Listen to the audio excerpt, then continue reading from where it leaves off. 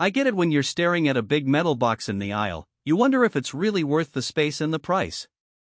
That's why I wanted to walk through the DEWALT 60-gallon vertical air compressor with you before you spend a chunk of cash.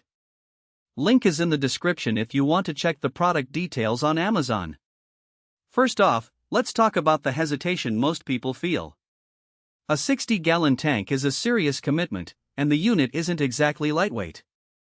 If you've ever tried to fit a 40-gallon compressor into a cramped garage, you know the kind of trade-off you're making between capacity and floor space.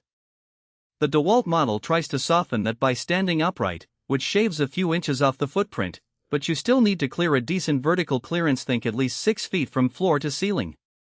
That alone can make a hobbyist wonder if a smaller, more portable unit would do the job.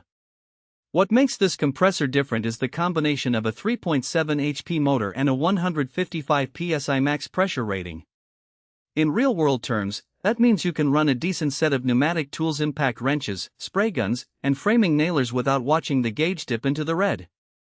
I've spent a weekend in my workshop building a small deck, and the moment I hit the nail gun, the tank held pressure long enough for a steady stream of nails without the motor cycling on and off.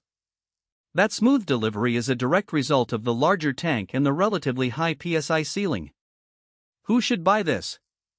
If you run a serious home workshop, do regular autobody work, or own a small business that relies on pneumatic tools, the 60-gallon capacity starts to pay off. Think about a scenario where you're sandblasting a car door.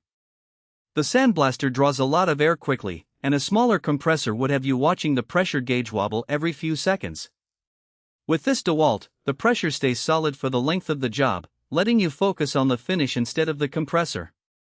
On the flip side, if you're the kind of DIYer who only pulls a few nails a week or uses a cordless impact driver for occasional projects, the extra tank volume is overkill. You'll be paying for a reservoir of air you'll rarely tap into, and you'll also be paying for the heavier duty motor that you don't need. In that case, a 30-gallon vertical or even a portable pancake model would give you the same functional range with a lower price tag and a lighter weight. Now let's dig into the practical strengths. The vertical design, as mentioned, frees up floor space, which is a real win in a crowded shop. The tank itself is welded steel, so you won't see the cheap look dents that some lower-priced models suffer after a bump. The motor runs at a constant 60 Hz, which keeps the sound level down compared to older single-stage compressors that scream as they pump. In my experience, the noise level sits around 70 dB at full throttle, loud enough you notice it, but not enough to make a conversation impossible.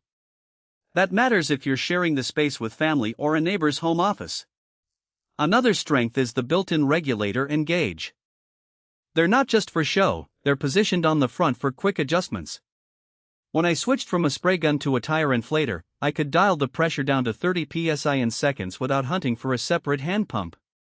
The regulator also holds a decent amount of pressure, so you can step away from the unit for a few minutes and still have enough stored air for a quick tire top-off. But no product is perfect, and the DEWALT has a few hidden trade-offs. The biggest complaint I've heard from people who bought it is the size of the intake filter. Because the compressor is designed for stationary use, the filter is larger and sits low on the chassis.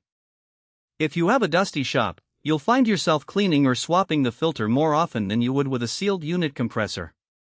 It's not a deal breaker, but it adds a maintenance step you need to remember. The power draw is another practical weakness.